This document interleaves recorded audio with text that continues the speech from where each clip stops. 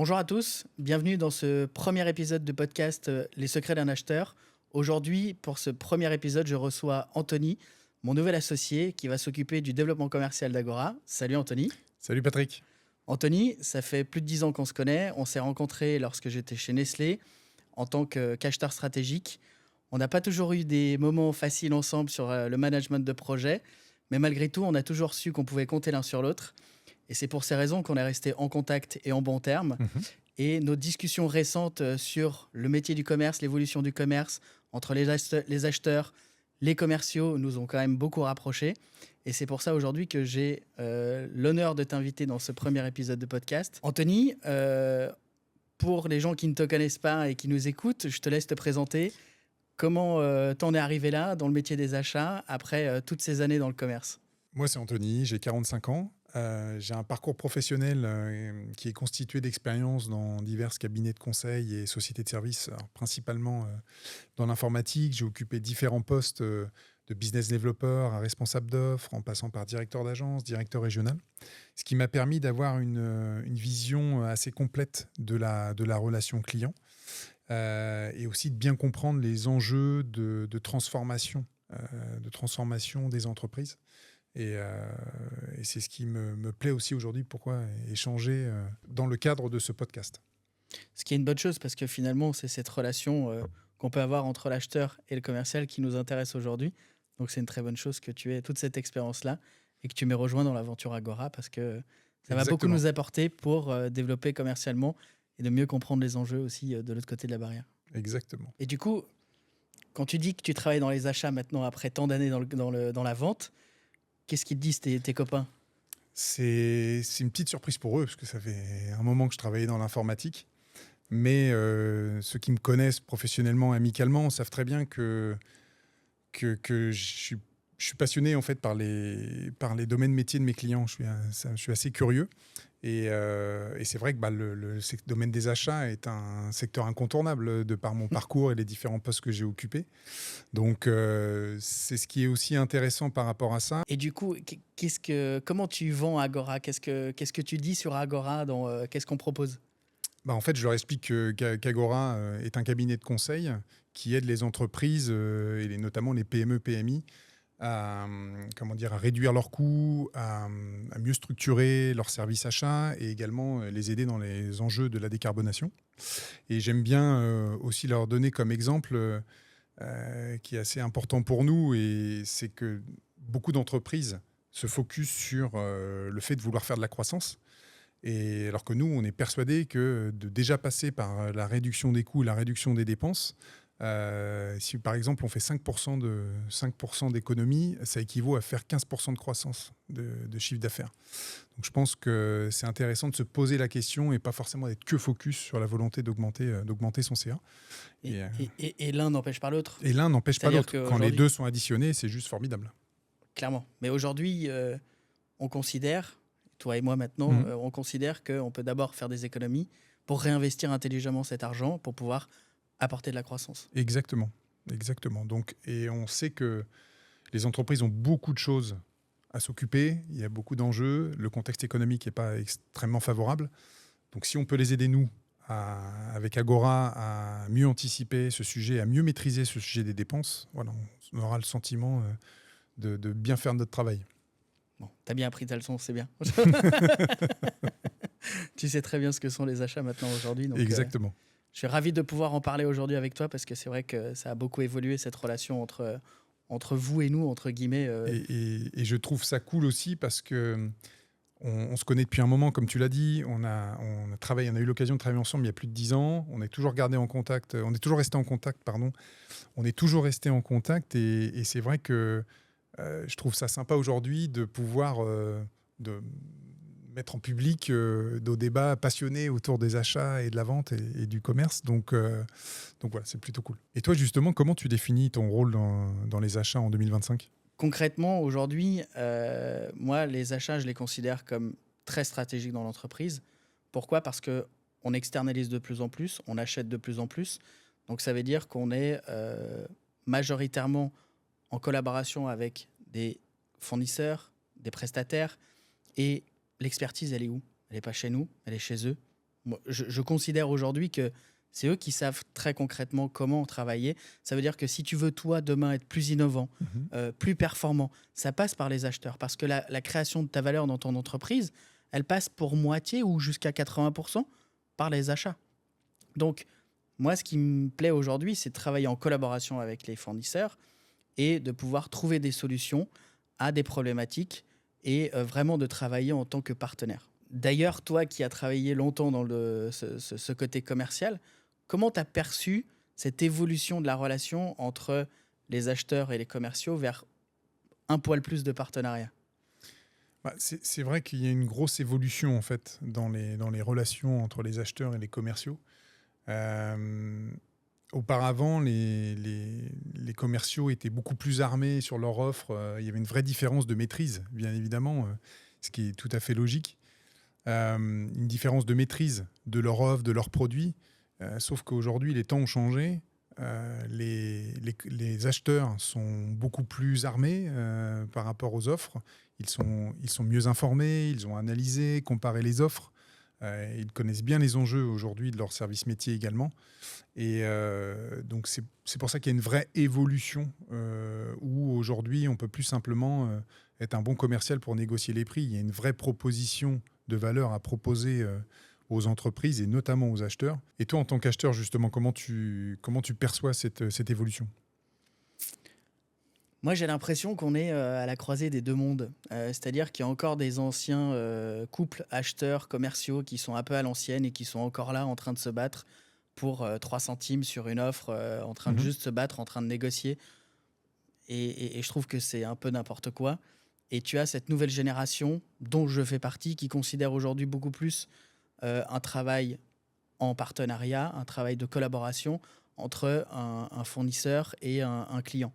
Et c'est pour ça qu'aujourd'hui, pour prendre un exemple très concret, j'ai récemment, avec Agora, on a lancé un appel d'offres pour, euh, on va dire, challenger un prestataire de logistique sur du transport. Bah, plutôt que d'aller négocier les prix, les coûts unitaires jusqu'au moindre centime, on leur a demandé d'être hyper créatifs pour pouvoir travailler sur des nouvelles façons de livrer, de faire du picking, de tous ces genres de choses. Et ce qui nous a permis aujourd'hui d'avoir 15% d'économie, ce qui est beaucoup plus qu'une simple négo où tu vas aller chercher 2 ou 3% Mhm. sur des prestations à faible marge. Parce qu'on a travaillé en collaboration, parce qu'on a été aussi ouvert à changer nos pratiques. Et c'est ça qui est hyper intéressant aujourd'hui, c'est vraiment d'avoir une problématique commune et de pouvoir y répondre conjointement. C'est ça qui me plaît, moi, clairement, aujourd'hui. D'ailleurs, toi, est-ce que tu as une anecdote où, à un moment donné, tu t'es rendu compte que l'acheteur était plutôt un partenaire plutôt que quelqu'un en face de toi? Bah, en fait, un exemple qui me vient, c'est un exemple assez récent lors d'une collaboration avec un grand industriel français qui avait besoin de compétences technologiques assez poussées pour répondre à des enjeux business. Et c'est vrai que on est tous au courant de la pénurie de talent tech sur le marché. L'industriel avait beau avoir une multitude de référencements avec des gros acteurs, des personnes de très bon niveau étaient devenues assez rares en fait, à trouver pour accélérer dans les projets. Et en fait, j'ai pris beaucoup de plaisir dans cette collaboration parce que on a tout de suite défini la complémentarité que l'on pouvait avoir par rapport aux acteurs déjà référencés. Et tout de suite, la discussion n'était pas forcément sur les prix. C'était quelle était la valeur qu'on pouvait apporter, comment on pouvait soutenir en fait ce client dans l'évolution de son système d'information, mais aussi de ses enjeux business. Et du coup, la valeur était sur la complémentarité qu'on pouvait proposer à ce client. Et les discussions étaient assez peu sur les prix au final. Ils ont compris que nous, on pouvait répondre à leurs enjeux, on pouvait les aider sur l'accélération de leur business. Donc, on ne s'est pas fait martyriser par les acheteurs, que martyriser. Tu sais qu'ils sont redoutables, Patrick. On martyrise personne, nous.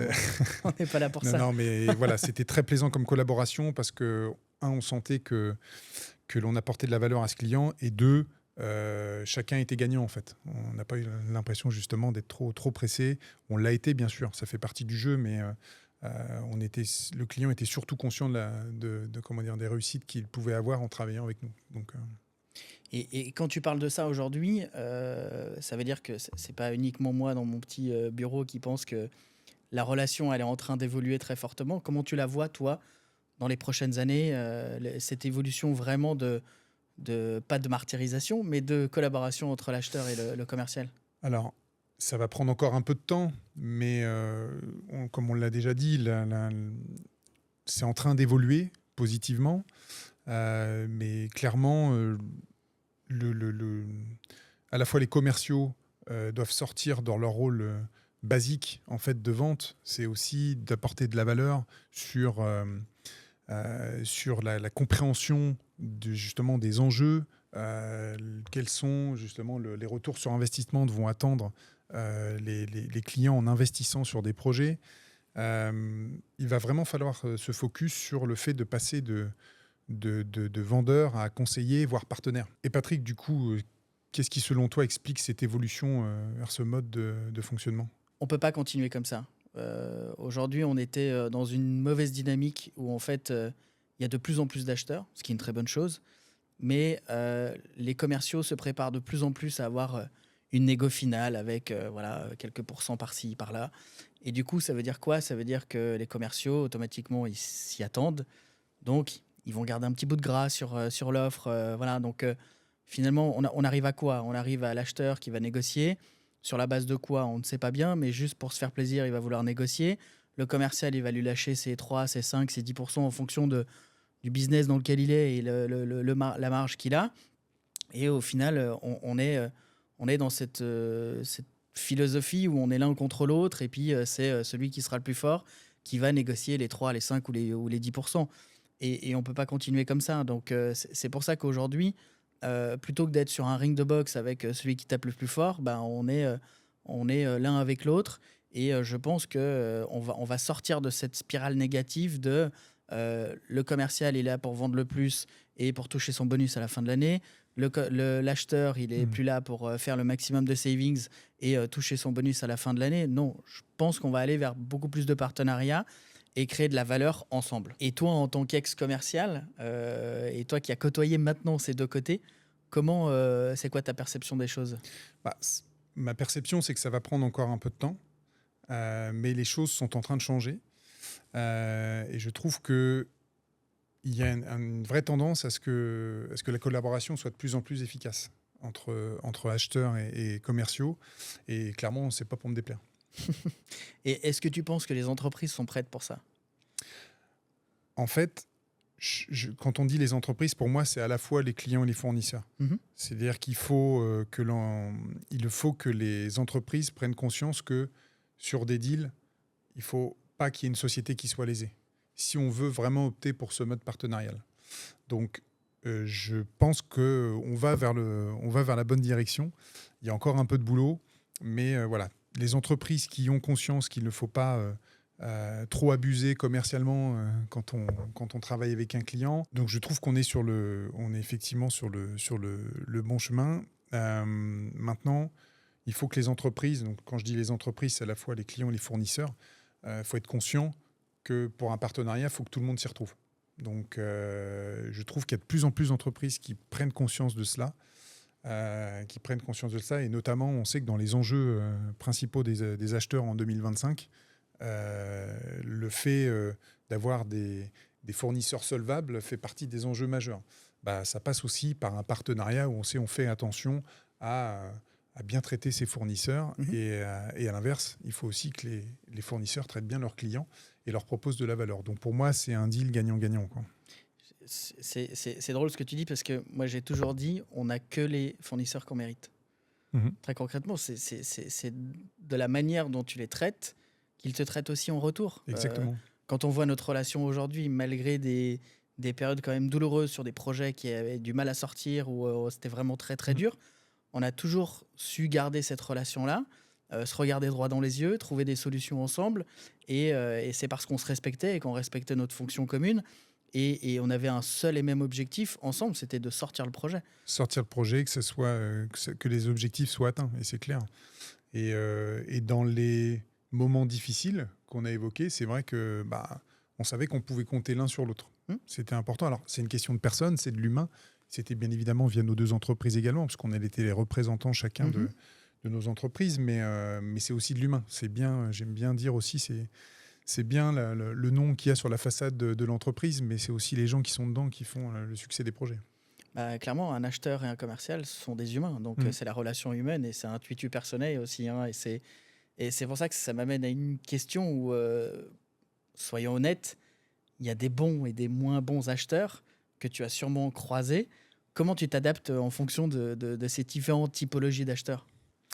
Alors, je ne vais pas faire la blague du bon et du mauvais chasseur. C'est ma culture qui fait ça. Mais non, plus sérieusement, le mauvais acheteur, c'est pas forcément celui qui négocie très dur.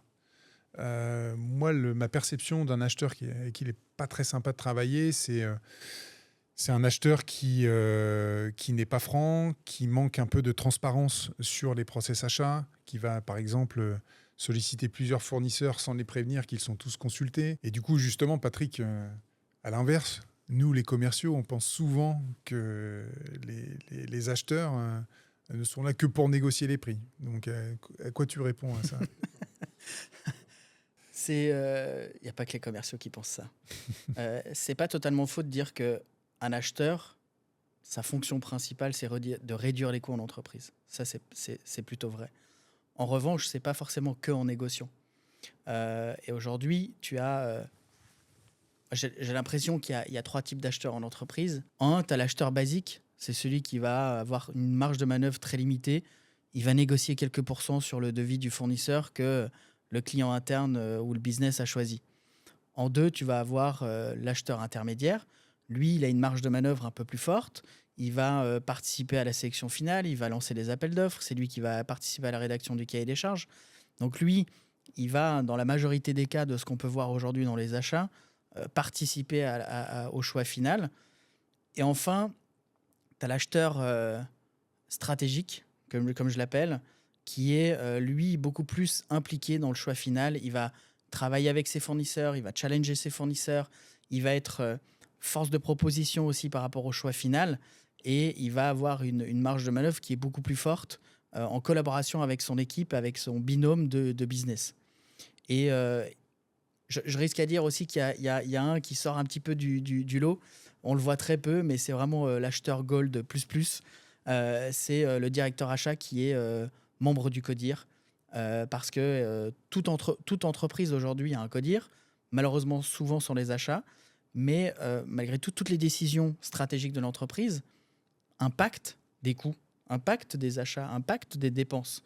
Donc ça veut dire que lui, il n'est plus là avec son équipe à agir en pompier ou agir a posteriori des décisions stratégiques de l'entreprise, mais il va être à l'initiative de la stratégie de l'entreprise en disant tel choix stratégique à telle orientation financière. Est-ce qu'il vaudrait peut-être pas mieux aller dans ce sens-là, qui permettra aussi de limiter les coûts et d'avoir un investissement et un ROI qui est beaucoup plus fort. Et sinon, Patrick, j'entends souvent dire que les achats tuent les démarches d'innovation dans les entreprises en sélectionnant toujours le moins cher. Qu'est-ce que tu en penses? C'est quoi ton avis là-dessus? C'est faux, c'est complètement faux. On est là forcément pour défendre les intérêts de l'entreprise, ou Agora défend les intérêts de son client, mais c'est pas pour toujours choisir le moins cher. C'est un mythe aujourd'hui qu'il faut démystifier, parce qu'aujourd'hui, très clairement, on est là pour choisir la meilleure offre. Je te prends un cas concret. Aujourd'hui, avec Agora, on est en train d'accompagner un client qui doit acheter des meubles. Et très clairement, ce que je suis en train de faire, c'est de lui recommander de travailler avec un fournisseur suisse qui est certes 10% plus cher que le fournisseur français, mais qui a une meilleure qualité, qui est sur place, donc qui permet d'avoir un SAV beaucoup plus rapide. Donc, ma reco, elle n'est pas uniquement basée sur le prix. Si c'était que le prix, j'irais choisir du mobilier en Chine. Et c'est pas ça qui m'intéresse. Aujourd'hui, on a un tissu local qui fonctionne, on a de la qualité, et clairement, c'est de choisir le meilleur produit au meilleur coût. Ça, c'est effectivement, ça, c'est notre credo, notre objectif. Et heureusement, parce que sinon, notre métier serait beaucoup plus simple et beaucoup moins stimulant. Et tu vois, Anthony, on en revient toujours à la notion du bon et de mauvais acheteur. Parce que tu auras toujours des gens qui seront axés que sur le prix. Mais je considère aujourd'hui, comme on le met en avant chez Agora, d'avoir des acheteurs nouvelle génération qui sont vraiment axés sur autre chose que sur le prix, et notamment sur la qualité de prestation. Et ce qui est très important en Suisse. Toi, par rapport à ça, comment tu définirais un bon et un mauvais acheteur? Pour moi, Patrick, un mauvais acheteur, c'est un acheteur qui croit qu'il gagne quand le fournisseur perd. C'est un acheteur qui manque de transparence et d'honnêteté vis-à-vis des fournisseurs. C'est un acheteur aussi qui a une vision très court-termiste pour se focus effectivement sur les prix. Et pour moi, un mauvais acheteur ne privilégie pas la relation avec ses fournisseurs. Ce qui va globalement avec la vision court-termiste. Très clairement, si tu ne privilégies pas la relation long terme, parce que ta relation, elle doit avoir une incidence finalement sur ce qu'on a vécu aussi. Hein. Mais si tu es sur du court-termiste et uniquement faire des économies à très court terme, on va pas très loin. Exactement. Alors, à l'inverse, pour moi, le bon acheteur, il pense partenariat. Il pense partenariat, ça ne lui empêche pas d'être exigeant, mais il fait un focus sur la valeur et l'intérêt du projet. Il pense aussi à l'innovation et il sait que pour construire une relation durable, il faut de la confiance. Et toi, Patrick, comment tu expliques à un dirigeant l'importance de bien acheter plutôt que d'acheter moins cher? En fait, pour moi, il y a 3 manières de bien acheter. Il y a le acheter moins cher. Ça, c'est quand tu vas lancer des appels d'offres, mettre en concurrence, négocier avec tes fournisseurs. Finalement, le but, c'est d'acheter moins cher avec le même niveau de qualité. Typiquement, ce qu'on vient de faire avec un des clients Agora, c'est qu'on a lancé un appel d'offres sur des prestations de logistique. On arrive à faire une économie de 28% sur le même niveau de qualité. Là, l'objectif plutôt, c'est d'éviter de tomber dans la spirale de j'achète moins cher et je dégrade la qualité. Ensuite, tu vas avoir le acheter moins. Ça, c'est aujourd'hui, tu fais un audit assez facilement de tout ce que tu dépenses et puis tu achètes moins de quantité. Ça peut être très facile à mettre en œuvre. Par exemple, moi, je l'ai vécu sur des licences qui n'étaient pas utilisées. Tu achètes des licences et puis les gens partent et puis tu les utilises plus. Ou alors même des logiciels que tu n'utilises pas, des goodies que tu achètes en trop grande quantité. Tu peux avoir 500 casquettes dans le stock et puis c'est du coup en trop. Et juste en étant beaucoup plus proche de ton besoin, tu achètes moins de quantité et du coup, ça te coûte moins cher. Et le dernier point, c'est acheter mieux. Et là, c'est une fois que tu as lancé tes appels d'offres, que tu as négocié, que tu as toujours besoin de faire des économies parce qu'il faut aussi défendre les intérêts de ton patron ou de ta propre boîte et de créer plus de cash, là, tu vas travailler beaucoup plus en relation avec tes fournisseurs. Tu vas revoir le cahier des charges avec tes équipes techniques. Tu vas pouvoir faire du design to cost. Pour expliquer très simplement, c'est se dire j'ai un tel budget, je vais voir mon fournisseur, qu'est-ce que je peux faire pour ce budget-là? Et là, tu arrives à créer de la performance encore plus parce que tu es vraiment dans cette collaboration entre ton fournisseur et toi. Et bien entendu, l'acheteur, le bon acheteur, pour revenir sur nos termes du podcast, lui, il sait exactement, stratégiquement, l'acheteur stratégique, il sait à quel moment il va acheter moins cher, acheter moins ou acheter mieux. Il va pouvoir piloter en fonction des projets et savoir où est-ce qu'il va mettre l'énergie. Parce que naturellement, tu mets beaucoup plus d'énergie sur la logistique que sur le papier toilette. Voilà. Et ça me fait penser, toi, aujourd'hui, en tant qu'ex-commercial et désormais du côté obscur des achats, quel conseil tu donnerais à des commerciaux, des jeunes commerciaux qui devraient travailler avec des acheteurs nouvelle génération? Alors le premier, c'est une question qui est assez importante pour moi. Le premier conseil que je donnerais, c'est la préparation. C'est la préparation, comme je le disais auparavant. Les acheteurs sont mieux informés, mieux préparés. Donc il faut également, de l'autre côté, être préparé côté commerce. Bien préparer son rendez-vous, bien comprendre les enjeux de l'entreprise. Le deuxième, c'est créer ce climat de confiance pour construire une relation durable avec le client. C'est un point très important qui peut permettre de marquer des points dans une étape de sélection aussi avec des acheteurs. Le prix, même si tu veux peut-être me dire le contraire, ne fait pas tout, non, je plaisante. Et le troisième point, c'est la proposition de valeur. C'est qu'est-ce qui va faire en sorte que le client va te sélectionner, toi et ton entreprise, plutôt que les autres. Parce que c'est moins cher. C'est les réflexes. Alors, le réflexe qui vient au galop.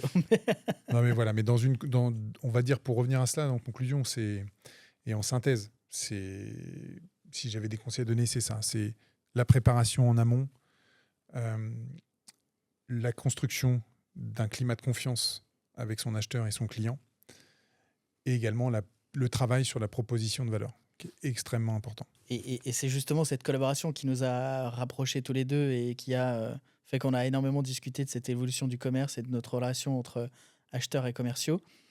Concrètement, qu'est-ce qui t'a séduit dans le fait de rejoindre l'aventure des achats et qu'est-ce qui t'a séduit dans l'approche Agora? En fait, dans la continuité de nos débats passionnés entre acheteurs et commerciaux, j'ai trouvé pertinent de pouvoir contribuer au développement de l'entreprise Agora, en apportant bien évidemment mon savoir-faire, mais surtout parce que j'ai beaucoup aimé, dans les échanges que l'on a eus, ta vision, en fait, de la vision partenariale au niveau des achats et le fait et le bon sens que tu apportes à ta vision pour pouvoir aider les clients à améliorer leur performance, à être plus rentable. Je me suis dit que ton discours pouvait vraiment être pertinent, et je me suis dit que ton discours est vraiment pertinent pour les entreprises. Et je me suis dit que je pouvais mettre mon petit grain de sel côté commercial pour t'aider pour aller un peu plus vite et un peu plus loin. Mais c'est cette vision très pragmatique au niveau des achats, avec ta méthodologie, qui pour moi est une vraie réponse aux enjeux de pas mal de PME et de PMI aujourd'hui sur le marché. Donc ça m'a tout de suite séduit et il faut dire aussi que pour moi, les achats vont devenir de plus en plus stratégiques au niveau des entreprises. Dans certaines entreprises, c'est déjà le cas. Tu le citais aussi, parfois des directeurs achats sont dans des comités exécutifs. Mais c'est pas toujours le cas. Mais je sens qu'on va prendre prendre conscience que les achats sont un élément.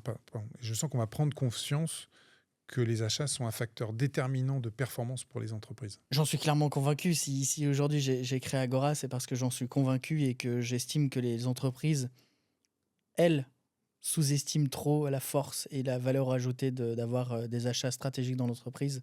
C'est pas uniquement une question de réduction de coûts, comme on l'a dit tout à l'heure, c'est aussi une question long terme de positionnement, de posture. On parle de décarbonation aujourd'hui avec les clients sur lesquels on travaille sur des aspects de réduire l'empreinte carbone. C'est pas réduire les coûts, mais c'est travailler avec les fournisseurs pour réduire l'empreinte carbone. Ce qui fait que derrière, quand un de nos clients a réussi à réduire son empreinte carbone plutôt qu'un autre et qui se retrouve en face à face dans un appel d'offres, et qu'il y a un acheteur qui devient de plus en plus exigeant, et pas uniquement sur les coûts, mais aussi sur les aspects RSE, engagement RSE et décarbonation, bah forcément, il va avoir un peu plus d'atouts. Au même titre que la réduction des coûts. La réduction des coûts, si tu as une entreprise qui est cliente de chez Agora, et j'en fais ma petite pub au passage, et qui est plus compétitive parce qu'elle a réussi à réduire ses charges, bah forcément, quand elle va être en face d'un acheteur, elle va avoir un petit peu plus de marge de manœuvre pour aller réduire les coûts. Et dernièrement, le troisième axe sur lequel on travaille énormément aussi, c'est la structuration des achats, parce que les économies ne sont pas forcément que des économies de bout de chandelle qu'on peut faire de la mauvaise manière, mais c'est aussi des économies structurelles qui sont liées à un meilleur processus, d'avoir une politique achat qui permet de guider quels sont les rôles et les responsabilités dans l'entreprise et de définir des bons processus pour éviter de perdre du temps, d'avoir une meilleure efficacité opérationnelle et derrière de réduire les coûts de manière pérenne. Et toutes ces choses-là, aujourd'hui, forcément, les entreprises et les dirigeants qui l'ont compris ont un temps d'avance sur les autres. Donc c'est bien tes objectifs, mais c'est quoi tes valeurs d'Agora justement? Comment Si je parle purement en termes achat, moi je dirais que j'ai trois valeurs. C'est un, la transparence. Tu l'as dit, et pour moi c'est vraiment important. Premièrement, c'est de dire les choses quand c'est bien et quand c'est pas bien. On a tendance souvent à dire les choses quand c'est pas bien, mais il faut aussi féliciter ses fournisseurs quand ils font quelque chose qui est vraiment super parce qu'ils nous apportent de la valeur. Mais il faut aussi savoir dire les choses quand c'est pas bien. J'ai beaucoup de clients, moi, qui ont peur de fragiliser une relation avec un fournisseur et qui ne disent pas forcément les choses. Et on peut avoir, par exemple, sur des prestations de services où il y a beaucoup d'humains, une dégradation de la qualité. Et quand je leur pose la question, parce qu'ils me disent non, mais là, il faut relancer un appel d'offres parce qu'on n'est pas content de la prestation, mais je leur dis, mais vous leur avez dit Non, non, je leur ai pas dit. Mais vous avez fait un audit sur le nettoyage, par exemple? Bah non, on n'a pas fait d'audit. mais qu'est-ce qui fait concrètement que vous voulez relancer l'appel d'offres et vous séparer d'un fournisseur à qui vous n'avez pas dit que vous n'étiez pas satisfait. Donc c'est vraiment important de dire les choses. Et deuxièmement, dans cette partie transparence, c'est aussi euh, qu'est-ce que, qu'est-ce que je peux dire et qu'est-ce que je dois dire à mon commercial. Tu le disais tout à l'heure. Moi, c'est important d'être transparent, de dire le maximum d'informations, de donner toutes les informations qui vont lui permettre de faire la meilleure offre pour moi. Ça sert à rien d'aller cacher des choses, ça sert à rien de bluffer. J'entends beaucoup de gens, quand on parle de négociation, qui me disent « Mais Patrick, tu bluffes ou pas ?» Alors, il faut savoir que le bluff en négociation et dans la relation est très dangereux parce qu'on a beaucoup à perdre, on a peu à gagner, on a beaucoup à perdre. Donc, c'est pour ça que, pour moi, c'est d'être complètement transparent. On l'a dit aussi, le deuxième point, c'est de se faire confiance. Parce qu'on n'est pas tous là, on n'est pas tous des margoulins, des marchands de tapis à vouloir finalement gagner contre l'autre paire. Moi, je considère aujourd'hui que c'est une relation et que c'est une relation long terme. Donc, faire confiance à des gens comme je t'ai fait confiance, comme tu m'as fait confiance et qui a permis finalement d'avoir des super résultats ensemble. C'est vraiment une relation qui est long terme basée sur la confiance. Et en troisième, je dirais la loyauté, parce que moi j'ai une vision long terme et j'espère qu'avec Agora, on aura une vision long terme aussi avec nos clients et nos fournisseurs, parce que si ce sont des partenaires, ce seront des partenaires long terme. Donc plutôt que d'aller faire un bon coup une fois avec un fournisseur pas cher et d'être super content, de faire des super économies, mais de dégrader une relation avec un fournisseur, personnellement, ça ne m'intéresse pas. Donc, je préfère être loyal vis-à-vis de mes fournisseurs et d'avoir cette vraie relation à long terme qui me permet d'obtenir les meilleurs résultats pour mes clients. En 2025, comment tu vois évoluer le métier d'acheteur? Le métier d'acheteur a déjà évolué et en 2025 et dans les prochaines années, j'ose espérer qu'on ne sera plus uniquement à être l'un en face de l'autre, mais peut-être l'un à côté de l'autre. Clairement, moi, je nous identifie en étant autour de la table, en posant sur la table une problématique et en essayant tous ensemble de trouver la solution commune et vraiment d'avoir ce rôle de partenariat en toute transparence pour qu'on puisse pas seulement être là à chercher la petite bête chez l'autre et le petit point de marge à droite, à gauche, mais comme tu parlais tout à l'heure, et c'était vraiment intéressant en termes de création de valeur, de proposition de valeur, parce que moi aujourd'hui, même si je dois payer quelque chose, ça m'est déjà arrivé dans le passé, et c'était il y a déjà 10 ans, mais d'aller voir mon CFO pour lui demander d'investir plus, donc de payer plus cher, mais pour avoir un ROI qui était beaucoup plus fort. Donc, c'est pas une question toujours de payer moins cher et d'être uniquement ce cost killer là qui va aller chercher 1000 balles, 2000 balles, 5000 balles. C'est vraiment aussi dans quelle mesure l'acheteur il peut être vecteur de performance au-delà de juste aller négocier des prix. Et ça passe vraiment par cette collaboration qu'on peut avoir. Moi, j'ai toujours eu des bonnes relations avec mes fournisseurs, donc on peut avoir une très bonne relation ensemble, on peut rigoler ensemble, on peut passer du bon temps. Et puis, quand il faut se dire les choses et qu'il faut trouver des solutions et vraiment se retrousser les manches, Et la on est là transparence, tous c'est ensemble. important, bien sûr. Bien sûr. Et moi, quand je t'entends parler comme ça, et ça me fait penser à quelque chose. C'est vrai que quand je dis toujours, ce qui détermine le prix aujourd'hui, et qui notamment un prix qui peut être au-dessus de la concurrence, c'est la proposition de valeur. Sur une même proposition, avec la même typologie de logiciels, de ressources, ce qui va faire la différence et que tu vas vendre plus cher, c'est ta proposition de valeur. C'est ce qui détermine ton prix final. Clairement, moi, c'est ce qui m'importe aujourd'hui, la proposition de valeur. C'est pas un prix plutôt qu'un autre. C'est vraiment dans quelle mesure, et je l'ai dit tout en préambule, c'est dans quelle mesure les achats sont une fonction qui apporte de la valeur par la dépense. On dépense de plus en plus, on est de plus en plus des partenariats. Moi, j'adore aujourd'hui aller voir un fournisseur et lui dire, appelons-le Robert, Robert, comment tu peux m'aider? Je dois atteindre tel objectif pour l'entreprise, pour mon client, pour comment tu peux m'aider? C'est assez facile. Il faut arrêter de croire que l'acheteur a une très mauvaise relation avec le commercial. Et ça, j'espère que pendant l'heure qu'on aura passé ensemble, on aura réussi à faire passer ces messages-là. Mais c'est aussi comment on peut être des partenaires. Moi, aujourd'hui, j'ai des directeurs commerciaux avec qui je m'entends très, très bien. Et je leur demande vraiment comment ils peuvent nous aider à atteindre un certain objectif. Concrètement, je suis sur un appel d'offres avec un client. Le fournisseur, Je lui ai demandé de vraiment défendre ses intérêts parce qu'il est plus cher qu'un autre, mais il est suisse. Donc, le fait d'être en Suisse, il a des coûts qui sont plus chers. Mais on préfère privilégier un produit suisse plutôt qu'un produit qui vient de Suisse ou d'Italie ou même de Pologne pour avoir de la meilleure qualité, pour avoir un SAV sur place, pour avoir tout ça. Et il est revenu me voir au bout de plusieurs semaines de négo en me disant Patrick, on a fait un truc on fait jamais. On est allé voir notre fabricant et puis on a négocié une remise supplémentaire sur la fabrication parce que on a vraiment envie de travailler avec vous. Tu crois vraiment que si j'avais pas été en collaboration, en partenariat avec ce fournisseur-là, à discuter de manière transparente et à lui dire les choses de manière très honnête, est-ce qu'il l'aurait fait? Je suis pas sûr. Et là, aujourd'hui, on va choisir un fournisseur qui va rester plus cher qu'un autre, mais avec de la qualité et une super prestation. Et mon client va être super content. À l'inverse, on aime bien nous titiller tous les deux sur l'affrontement commerciaux et acheteurs. Mais moi, je vais être un petit peu provoque. Mais c'est la provoque de bon sens pour moi. C'est-à-dire que j'adore vendre cher. J'adore vendre cher. Je suis fier quand je vends cher. Mais je suis fier que si, à la fin de la prestation ou de l'accompagnement, le client est content.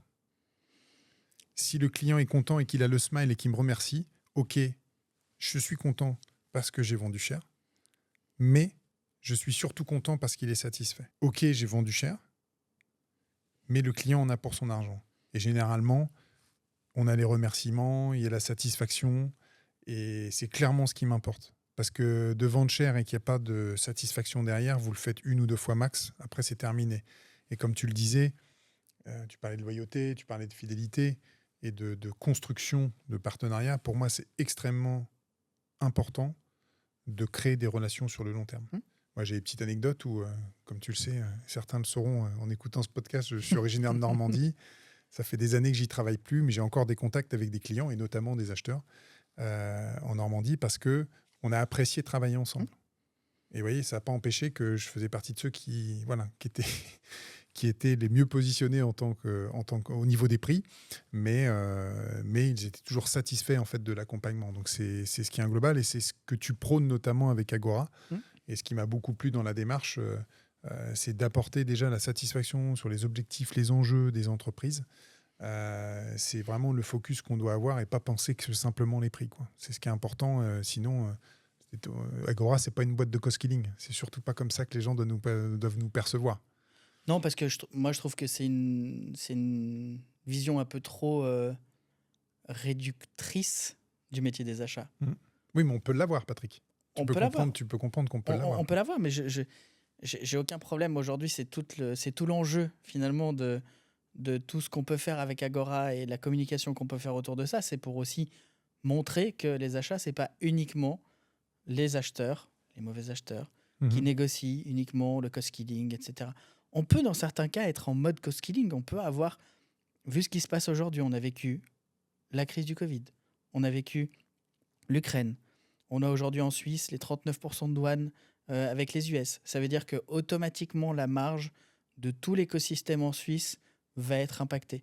Donc, à un moment donné, il va falloir se poser la question, les dirigeants, dans quelle mesure je peux non pas augmenter mon chiffre d'affaires, parce que par ces périodes-là, c'est très compliqué d'aller augmenter son chiffre d'affaires, mais c'est comment je peux créer de la valeur par les achats en réduisant les coûts pour aller créer du cash, me donner un peu un soufflet d'air pour faire le dos rond pendant cette période-là. Et donc, ça passe par du cost-killing, mais de la bonne manière, encore une fois. Il y a la manière de faire les choses. Et surtout, c'est limité dans le temps. C'est-à-dire le temps qui est cette période. Si par contre, même quand l'entreprise est florissante, on a cette attitude-là vis-à-vis des fournisseurs, là, effectivement, on est plus, pour moi, dans le mauvais acheteur dont je parlais tout à l'heure. Parce qu'on n'est plus dans la collaboration long terme. Mais rien n'empêche aujourd'hui d'aller voir un fournisseur en disant « La période, elle est compliquée. Comment tu peux m'aider pour passer cette période-là? Est-ce que tu peux réduire les coûts là-dessus? Est-ce qu'on peut décaler des volumes, des commandes sur l'année prochaine? Est-ce qu'on peut faire des conditions de paiement qui sont un peu meilleures? » Encore une fois, ce n'est pas toujours le prix. Et le prix bas, moi, j'ai toujours entendu mon père dire ce qui coûte pas cher coûte trop cher. On en revient avec la proposition de valeur. Et la proposition de valeur d'Agora aujourd'hui, c'est réduisez vos coûts, ayez une meilleure structure et une meilleure efficacité opérationnelle et à les décarboner. C'est la promesse qu'on vend aujourd'hui, c'est de faire des économies, se structurer et de se mettre en conformité par rapport à l'accord de Paris. Moi, je trouve que c'est une proposition de valeur qui est relativement complète par rapport aux compétences d'un acheteur stratégique et qui peut faire sens dans les entreprises aujourd'hui en Suisse qui n'ont pas d'acheteur stratégique. Alors ça, effectivement, c'est des belles promesses, mais concrètement, c'est quoi les beaux succès d'Agora? J'en ai deux qui me viennent en tête. Le premier, c'est un fabricant de produits de nettoyage avec qui je travaille sur un appel d'offres pour un prestataire du secteur du nettoyage sur Genève. Plutôt que d'aller uniquement me faire des propositions sur des prix unitaires et des prix bruts et des prix nets remisés, il a une approche qui est complètement collaborative et qui me plaît beaucoup. C'est qu'on va analyser la réelle utilisation du client de ses produits chez le client. On va analyser le nombre de références, on va analyser toutes ces choses-là pour aller proposer moins de produits, moins de contenants, parce que mon client, il avait plus de 10 fournisseurs avec un montant moyen par fournisseur qui était relativement faible. Donc, on va proposer moins de références, moins de fournisseurs, on va réduire le nombre de fournisseurs. Donc, ça veut dire qu'à la fin, l'acheteur qui est déjà en place, il va avoir moins de références à gérer, moins de fournisseurs à gérer, des prix qui vont jusqu'à moins 25% par rapport à ce qu'il achetait avant. Un exemple très concret sur, pas un produit pour rentrer dans le détail, mais quelque chose d'assez simple, les sacs poubelles. Les sacs poubelles, aujourd'hui, on divise le prix par deux pour le même niveau de qualité avec les mêmes microns, un sac de 35 litres. Voilà, c'est Ouais, assez c'est juste simple. incroyable, en fait, dans les faits. Bah, dans les faits, c'est juste assez simple parce que on a discuté avec les bonnes personnes qui sont dans la collaboration, qui ont une vision long terme et qui rejoignent tout ce qu'on a dit depuis tout à l'heure. Et les résultats sont là. Donc, je suis super content d'avoir obtenu ces résultats avec ce fournisseur-là. Et le deuxième, c'est un autre client pour qui on les a accompagnés à renouveler leur flotte automobile. Et de la même manière, je suis parti plutôt dans un cahier des charges fonctionnel parce que j'estime encore une fois que les experts, c'est les sociétés de leasing qui travaillent en direct avec les constructeurs. C'est pas moi qui ai la science infuse pour aller choisir un constructeur plutôt qu'un autre. Donc je leur ai demandé sur la base d'un cahier des charges fonctionnel de leur dire voilà la typologie de secteur dans lequel travaille mon client, voilà l'utilisation qu'il en fait des véhicules, voilà les véhicules actuels qu'il a. 6 juin, les catégories de véhicules dont on a besoin, les utilitaires, les fourgons, des plus petits véhicules pour aller en ville. Merci de me faire des propositions. Et on a comparé sur cette base-là les propositions, les constructeurs, les modèles, les prix, bien entendu. Et on a aujourd'hui une société de leasing qui est dans la collaboration, dans la transparence, qui a beaucoup plus écouté que les autres le cahier des charges et qui, en fait, aujourd'hui, nous fait une proposition de valeur avec un constructeur, des modèles qui sont super adaptés à ce client-là. Et pour qu'à la fin, le client me dise « Mais Patrick, ça me coûte que 4 francs par mois par véhicule de votre accompagnement, mais c'est génial, merci beaucoup. On est super content. » Et comme il a la vision long terme, il m'a dit « On se reparle très rapidement avant fin d'année pour démarrer un autre mandat. » Donc voilà, c'est deux exemples sur lesquels on est dans la collaboration, on est dans la transparence, on discute, ça se passe bien, la relation elle est bonne avec les fournisseurs et on a des résultats qui sont hyper intéressants pour les clients. Au final, Patrick, j'ai l'impression que nos deux mondes se rejoignent, en fait. On a des ambitions similaires dans le cadre de l'évolution de la relation entre les clients et les fournisseurs. On voit bien que se dégagent des tendances comme la volonté de partenariat, de co-construction. On cite également la nécessité de transparence, de loyauté également. Et puis moi, ce que je retiens aussi, c'est la valeur ajoutée. C'est qu'il y a un gros travail de valeur ajoutée au niveau des fournisseurs pour répondre aux enjeux des entreprises. Et ça passe forcément par le service achat, car il doit sélectionner les bons acteurs pour atteindre ses objectifs. Donc voilà, j'ai l'impression que au final, je me dis qu'à un moment donné, il peut y avoir une réunification au niveau des méthodes de collaboration. Et c'est assez prometteur, parce que c'est vrai que on parlait des mauvais acheteurs, on parlait des bons acheteurs. C'est vrai qu'on fait aussi ce genre de métier pour l'humain. On représente des entreprises, mais c'est vrai que si en plus on peut apprécier le fait d'avoir des bonnes relations avec ses clients, moi, en tout cas, je fais partie de ceux qui sont convaincus que c'est des relations durables et des relations partenariales qui font qu'on a un business récurrent et un business rentable avec nos clients. Donc, moi, le côté one-shot, ça ne m'intéresse pas trop. Et c'est clairement ce qui nous a plu à tous les deux dans le fait de se rejoindre sur tous ces Mm. points-là, de résoudre des problèmes, d'être des problème solvers chez les clients. Et moi, je trouve que c'est un peu la beauté du geste, d'avoir un commercial qui saute la barrière pour aller rejoindre le côté des achats, alors qu'il a été martyrisé sur l'écoute pendant, pendant des années. Et surtout, ce que je trouve vraiment sympa, le petit clin d'œil, c'est qu'on accompagne aujourd'hui aussi des entreprises à mieux collaborer avec des acheteurs Mm. parce qu'on leur apporte notre vision Effectivement. commune entre l'acheteur et puis le directeur commercial main dans la main. Ça veut dire qu'on est encore plus fort. Donc Mm. voilà, on accompagne des sociétés comme ça où on leur dit un petit peu comment travailler avec des acheteurs parce que il y a, en fonction du type d'acheteur en face dont on a parlé tout à l'heure, une approche qui est complètement différente. Donc il faut savoir répondre à leurs attentes. Et ce que je trouve aussi assez fun, c'est que j'ai donc un background commercial avec les différentes fonctions que j'ai occupées. J'ai été en lien avec beaucoup d'acheteurs dans ma carrière. Et souvent, je me suis posé la question, mais est-ce que je ferai un bon acheteur? Donc c'est vrai qu'avec l'opportunité Agora, c'est assez drôle parce que je vais pouvoir un peu mieux comprendre pour moi aussi les coulisses, et c'est ce qui aussi fait nos échanges passionnés. Mais quelle est la perception? Comment se prépare un acheteur? Enfin voilà, c'est ce que je trouvais aussi sympa parce que je me suis toujours posé la question, mais si j'arrêtais le business, mais que je me mettais de l'autre côté, en fait, est-ce que je ferais un bon acheteur? Moi, je dis toujours, les achats, c'est du bon sens. C'est agir en bon père de paysan, c'est avoir du bon sens, voilà. Donc n'importe qui peut faire des achats.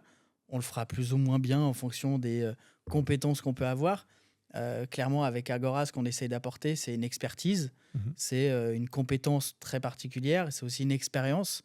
Donc c'est ce qu'on peut avoir en plus des équipes déjà en place dans les entreprises pour pouvoir leur apporter vraiment cette vision un peu externe, Mhm. notre connaissance, notre réseau pour les faire accélérer sur l'atteinte de leurs objectifs. Donc, clairement, je j'ai aucun doute sur le fait que tu feras un bon acheteur pour nous accompagner et notamment pour faire comprendre aussi aux dirigeants en Suisse qu'ils ont besoin de faire appel à nous parce que c'est une sacrée valeur ajoutée que de travailler avec des très bons acheteurs. En tout cas, merci Anthony pour ce super épisode pour parler de l'évolution de notre relation entre acheteurs et commerciaux. Ça démontre bien qu'on est sur la bonne voie, Mhm. on est en train d'évoluer et si je pourrais retenir 2 points de ce qu'on s'est dit aujourd'hui, c'est que un, l'acheteur, il n'est pas uniquement là pour négocier les prix, il n'est pas là surtout pour négocier des prix bas et prendre le prix le moins cher et dégrader la qualité. On peut vraiment travailler sur ses achats de manière positive et créer de la valeur par ses achats. Et le deuxième point, c'est qu'on peut conserver une bonne relation et avoir une relation à long terme avec une très bonne relation, une collaboration, un vrai partenariat avec ses fournisseurs pour qu'on puisse encore une fois créer de la valeur tout en travaillant intelligemment sur ses achats pour réduire les coûts de manière pérenne. Voilà. C'est clair. Donc, en tout cas, merci Anthony pour ce point. Avec plaisir, merci pour l'échange. C'était vraiment intéressant. Et puis, n'hésitez pas, pour tous ceux qui nous ont écoutés jusqu'à la fin, merci beaucoup. Un grand merci de nous suivre pour ce premier épisode sur les achats. Et n'hésitez pas à nous partager votre expérience sur le sujet, votre avis sur le sujet, à liker, à commenter et à nous suivre. Comme ça, vous pourrez suivre toutes les aventures des achats et nous suggérer des peut-être prochains invités pour parler de ce sujet passionnant. Merci encore et merci à toi, Anthony. Merci Patrick.